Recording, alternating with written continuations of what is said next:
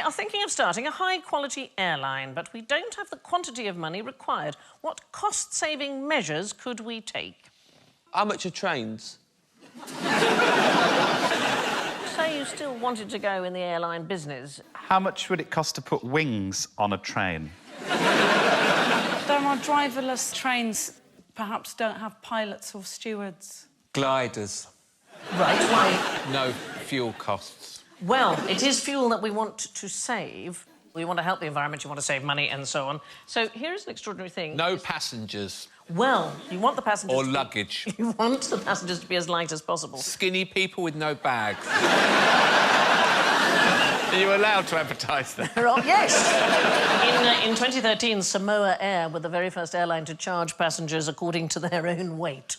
Yeah, they did it. Yeah, they had to pay one Samoan tala, so it's roughly sort of 30p for every kilo that they and their luggage weighed. Wow. But the actual plane, you can save money on the actual plane. I know it sounds very strange, but white planes are more efficient than dark planes. What?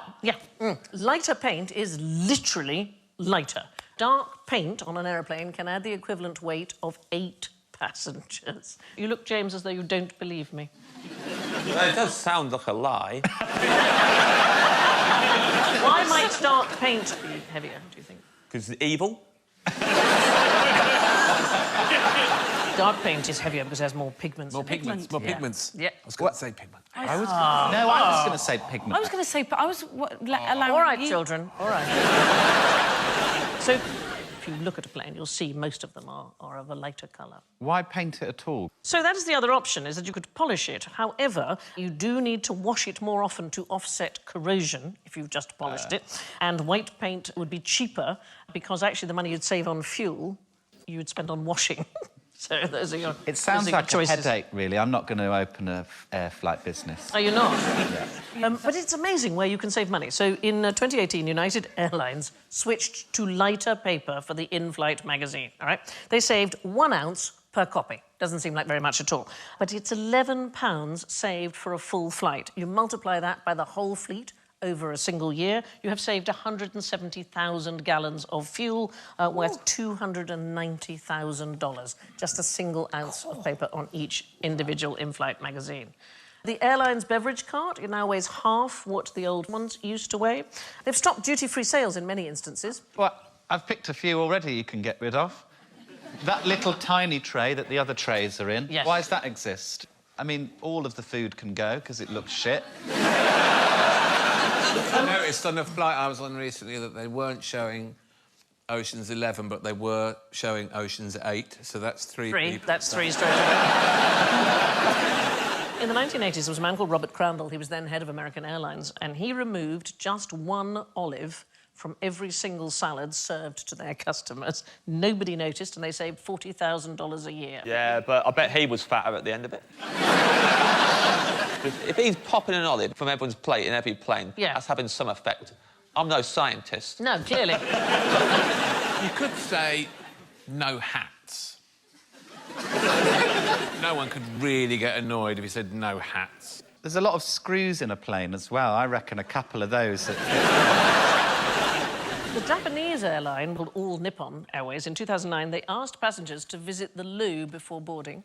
They calculated that a full 767 could hold 240 pounds of urine inside its passengers, and if everybody boarded with an empty bladder, they calculated they could reduce carbon emissions by 5 tonnes over the course of a month. Is that man doing a selfie while he's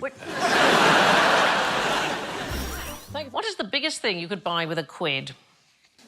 Is it a whale?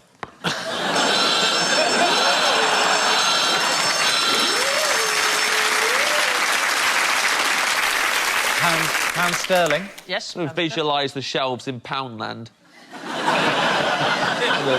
Don't remember any whales there. You can get an ironing board. Something like that. Think about football. A football club? Oh. Not Aston Villa or someone like that. Chelsea Football Club, Ken Bates bought it for £1 in 1982.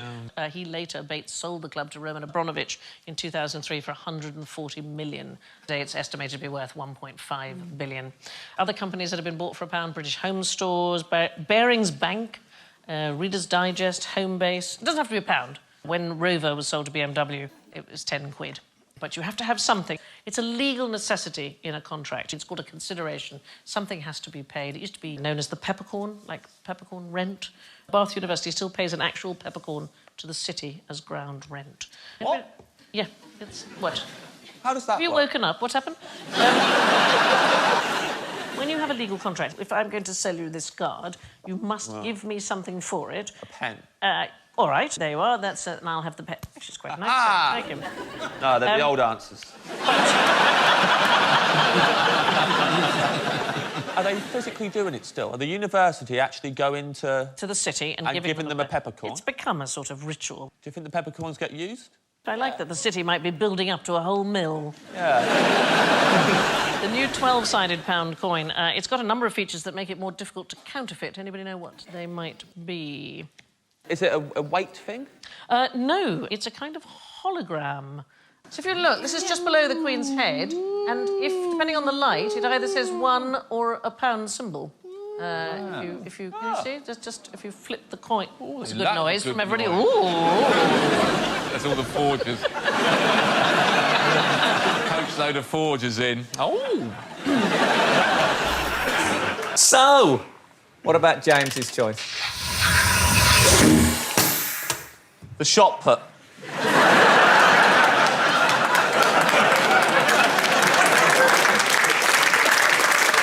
I realise now I actually misread your choice.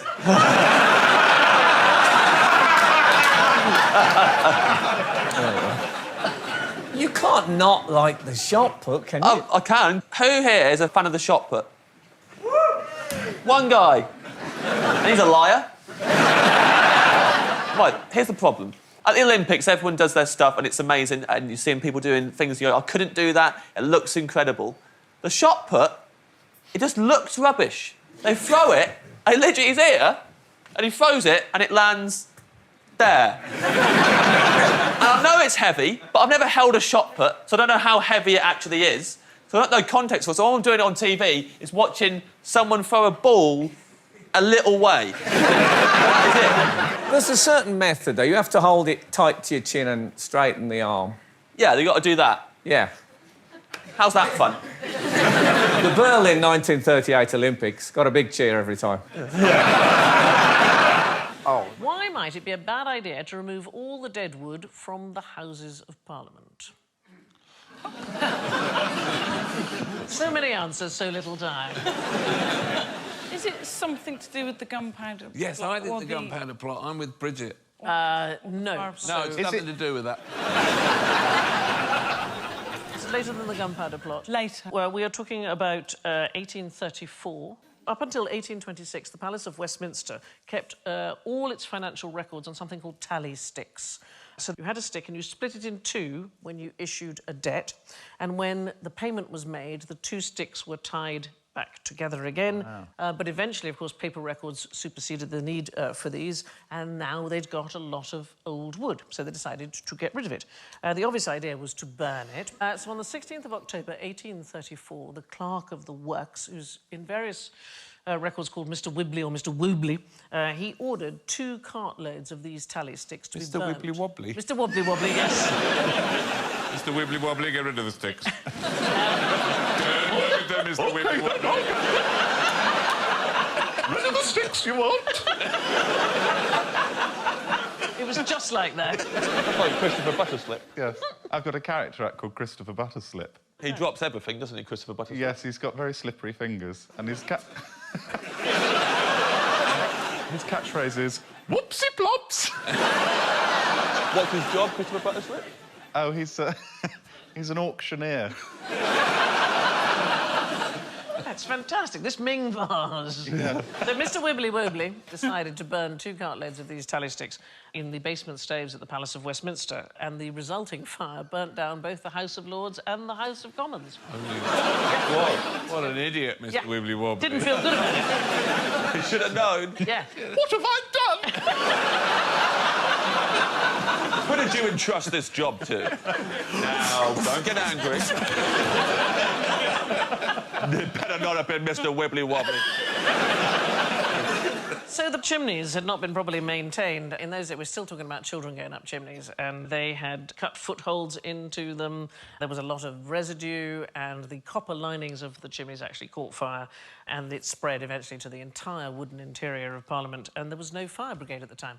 So everything was run by the insurance company. It took 5 hours for the fire boat to get to the House of Parliament because the tide was wrong. It was the largest fire since 1666. Turner painted several canvases of the disaster, and Constable, too, sketched it sitting in a hansom cab on Westminster Bridge. They have to rebuild the whole shebang. Yes, that's when we get the designs that we have today, with Charles Barry and Pugin. Big Ben and everything. Big Ben and everything, yeah. So Wow. well, apart from Westminster Hall was saved, so parts of it are 1,000 years old or more, and it only was saved because the wind changed. What's this man doing with his other hand? Oh, Lord. It's M. It Begins with M. It begins with M. It could be doing anything, Stephen. Is it something beginning with If it was M? me, it'd be me trying to work out how the Scratching? bloody thing works with Well, it does begin with M. If I tell you that something. he's a professor... He's got a massive mouse on his leg. Mousing. Massive mouse. Right to think of an animal because he's a scientist, a professor at the University of Kentucky. So he got his finger stuck in a moose. He's a Mexican. He's a Mexican man, and he's pressing a child against a cactus under the desk. He's a cruel man. He's Professor Grayson Brown, and he's an entomologist of a particular kind. A collucidologist, if that makes any sense to you. Mollusks. Not mollusks. Oh. Mosquitoes. An entomologist. An entomologist. Mosquitoes is the right answer.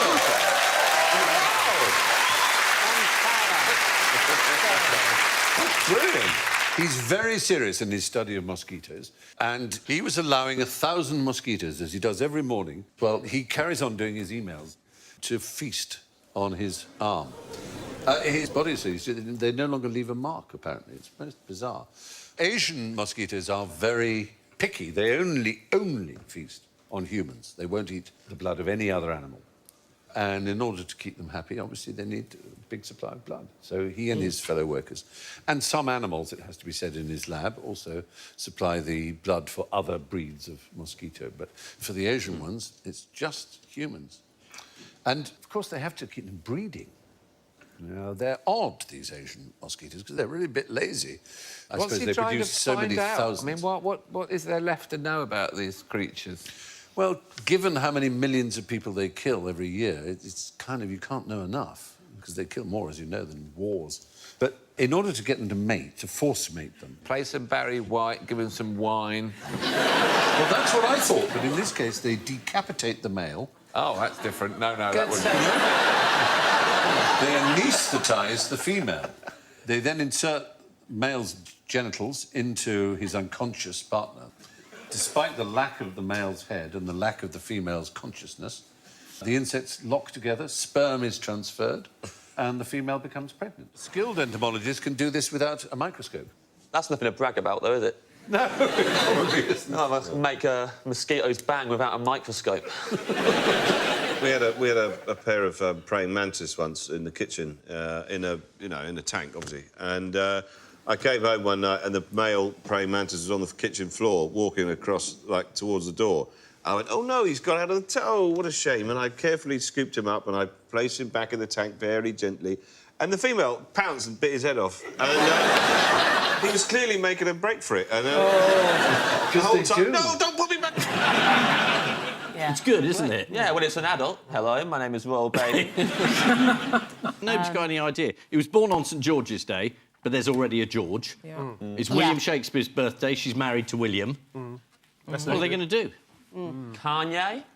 Yes, now you're talking. Kanye Cambridge. Yeah. Next stop. Next stop, Cambridge. There's been some late-night press speculation about a possible name for the royal baby.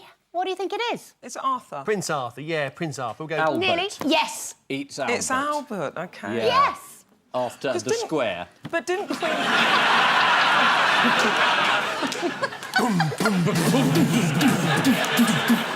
He's not your baby, he's mine. Leave it out. You might have a crown on your head, but that don't make you not a slag, does it?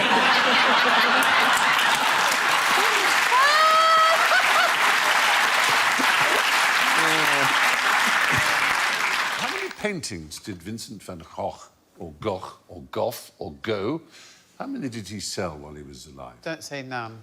Right. None. I'm going to say none. Don't! Really, I'm afraid...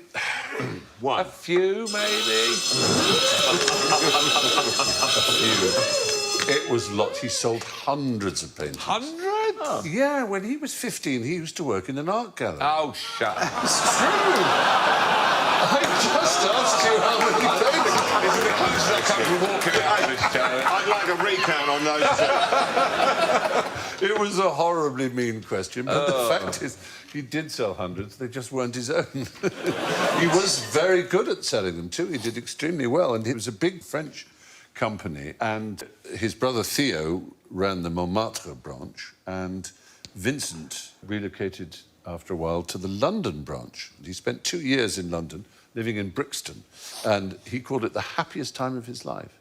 Yeah, he did really well, and he loved it. Good fun in Brixton. It was good fun. It's a good place. Brixton Village. Brixton Village. He would have gone and got some chicken from Chicken Licker. That's real nice. Yeah. Is that your manor?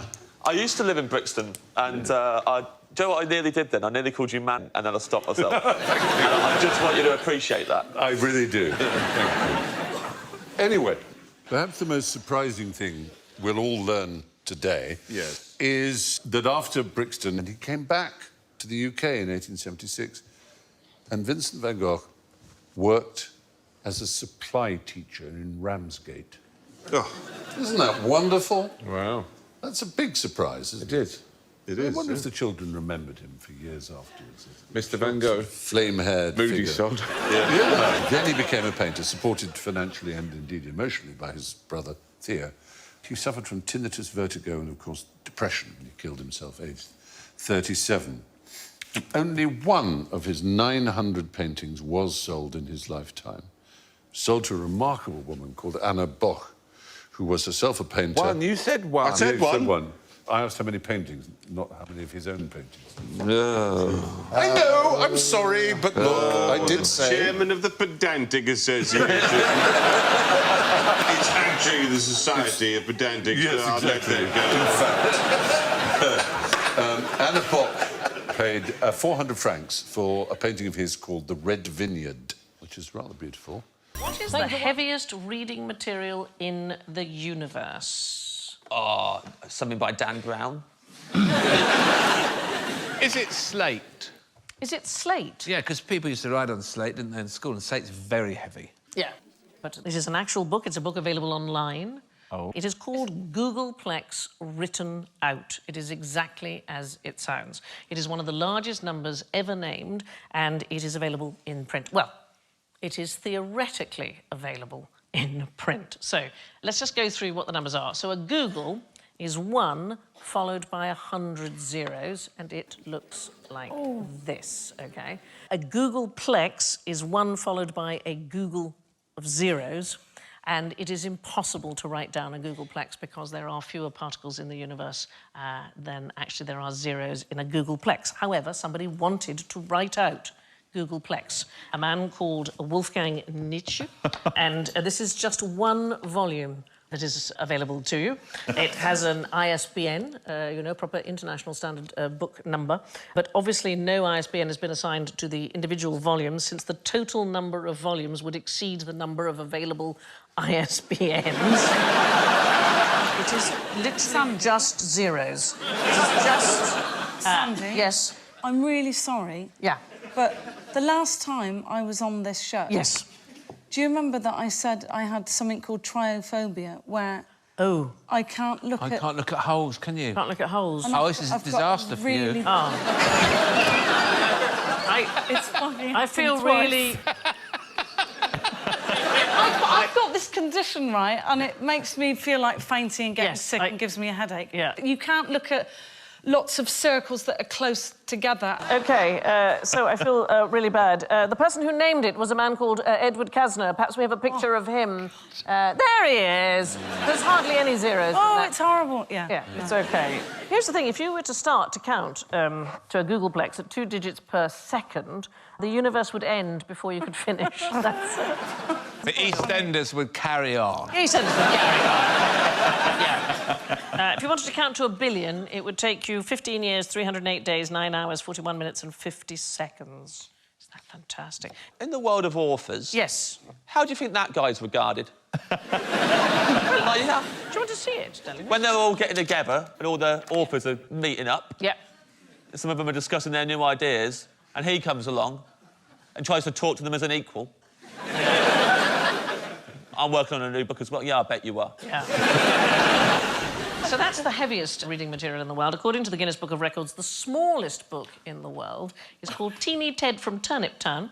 It is by 2 brothers, Malcolm Douglas Chaplin and his brother Robert Chaplin, and it is a 30-page book carved on a pure crystalline silicon page. It measures just 70 micrometres by 100 micrometres as it was etched using an ion beam at a university in Canada. So basically it fits on the width of a single human hair. I know. Isn't that... And what it says on there, if you read it, it says, Teeny Ted from Turnip Town, a success story by Malcolm Douglas Chaplin, B.A. That's how you make all the magazines weigh less. Yes. Anyway, you need a scanning electron microscope in order to be able to read this. There is a large print copy, but if you wanted a small one, it cost you about £10,000. But I expect you could keep that if you're really keen. Yes, please. Nighttime reading. Oh, can I have it?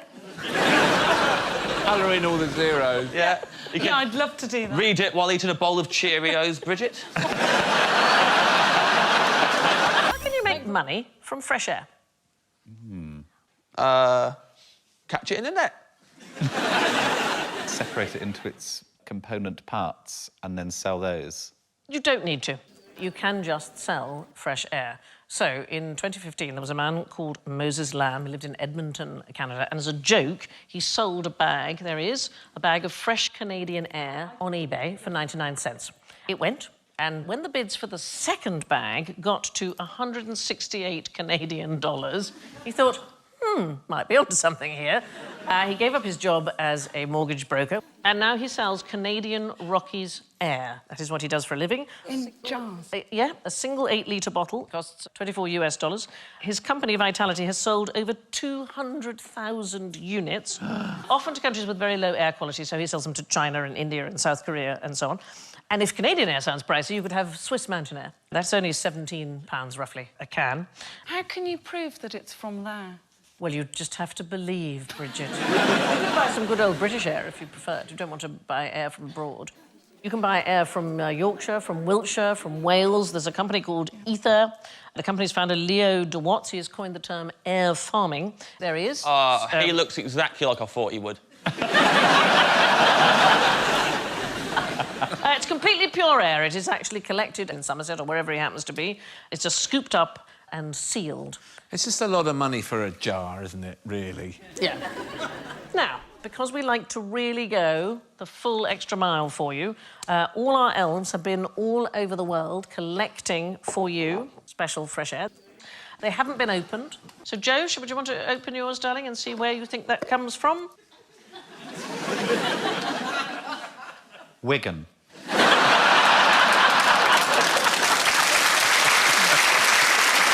Our elf James on the right there, collecting from Slovenia. James?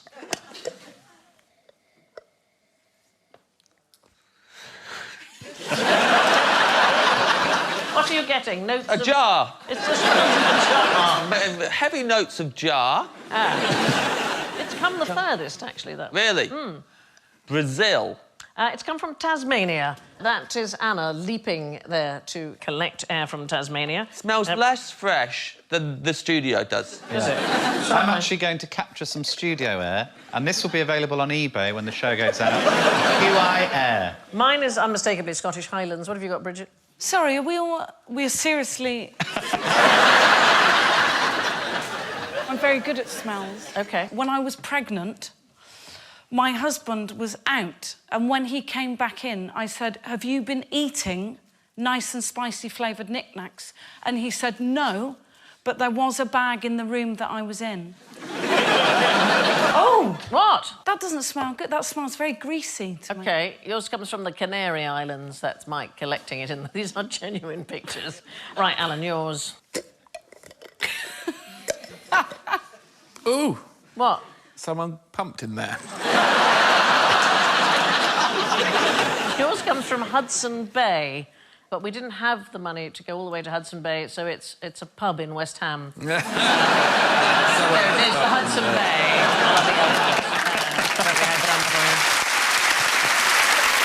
Thank you for watching.